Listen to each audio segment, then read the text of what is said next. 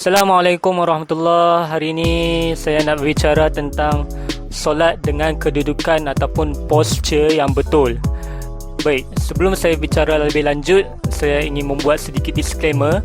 Saya bukan ingin berbicara tentang soal fiqh ataupun soal hukum, tetapi lebih kepada cara kedudukan yang lebih sihat ketika kita solat, supaya kita tidak berasa sakit ataupun berasa tidak selesa di kedudukan tertentu. Baik, saya pergi kepada kedudukan yang pertama, iaitu berdiri. Baik, dalam keadaan berdiri, dalam solat, kita disuruh untuk berdiri tegak. Badan jangan terlalu ke depan, jangan pula tonggek ke belakang. Jangan solat ataupun kita cuba goyang-goyang ketika bersolat, ataupun kadang kita tengok ada orang jengket kaki ke depan dan ke belakang.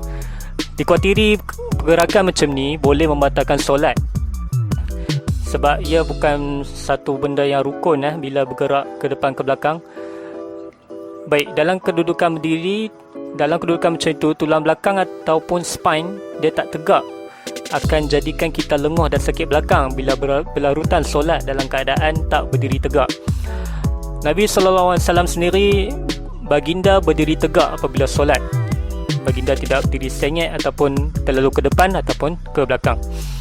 Baik, kedudukan mata kita pula, jangan pula mata kita pergi perhati ataupun tengok ke atas ataupun tengok ke langit, kerana ini adalah dilarang oleh baginda sallallahu alaihi wasallam. Para ulama ada mengatakan bila mata kita tengok ke atas, ia hukumnya adalah makruh. Tapi ada juga yang mengatakan ia adalah haram. Jadi apa yang lebih baik, kita tinggalkan perbuatan sebegini. Mata kita sunat untuk kita lihat ke tempat sujud, kerana ia bertepatan dengan konsep khusyuk, quduk ataupun tunduk, serta kita tekun. Baik, kemudian kita perlu relaxkan bahu. Jangan kita stres sangat bahu, angkat sangat ke atas. Dikhuatiri ia akan bagi bahu kita stres ataupun sakit. Baik, kedudukan yang kedua ialah rukuk. Baik, pastikan kita rukuk belakang kita tegak dan sama, sehingga bahkan diriwayatkan dalam hadis apabila rukuk tu Nabi SAW sama belakangnya, sehingga kalau dituang air lastaqar ataupun air tu tak bergerak. Maksudnya dia remain ataupun steady, stabil di atas belakang kita. Rukuk biarlah kita rasa sikit pada hamstring, dan bukannya kita rukuk kepada untuk rasa kita punya belakang. Kadang kita rukuk, kita tak luruskan lutut kita, jadi kita lebih fokus kepada tulang belakang. Jadi lower back kita mungkin akan rasa lenguh lah kalau kita tak rukuk secara sempurna. Tapi taklah saya katakan ia membatalkan solat. Dia lebih kepada kedudukan yang selesa ataupun sihat untuk tubuh badan kita. Baik, selepas pada rukuk, kita iktidal. Bila kita iktidal, berdiri sampai tegak badan, biar sama belakang kita.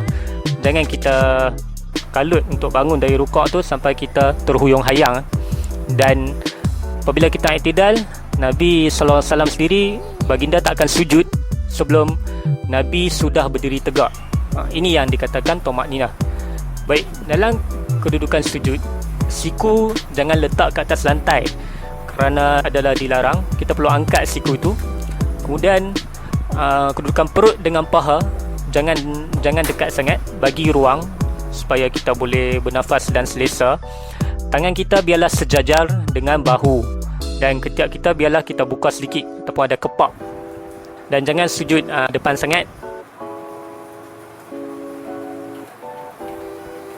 biar sederhana dan kita selesa. Kemudian bangun untuk duduk di antara dua sujud ataupun duduk tahiyat awal.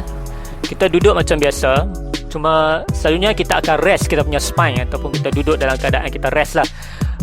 Kadang-kadang kita boleh cuba juga, kita cuba duduk dalam keadaan kita tegakkan kita punya tulang belakang bagi lurus, sebab ini akan perbaiki kita punya posture. Sama lah macam kita duduk dalam office ke ataupun buat kerja seharian. Kadang cuba kita biasakan tabiat untuk tegakkan tulang belakang supaya posture kita betul dan sihat. Dan kedudukan tahiyat akhir, selalunya kita akan tengok ramai orang bila tahiyat akhir, mereka akan sengitkan kepala, badan mereka akan sengit ke tepi, badan mereka sedikit melengkung ke tepi.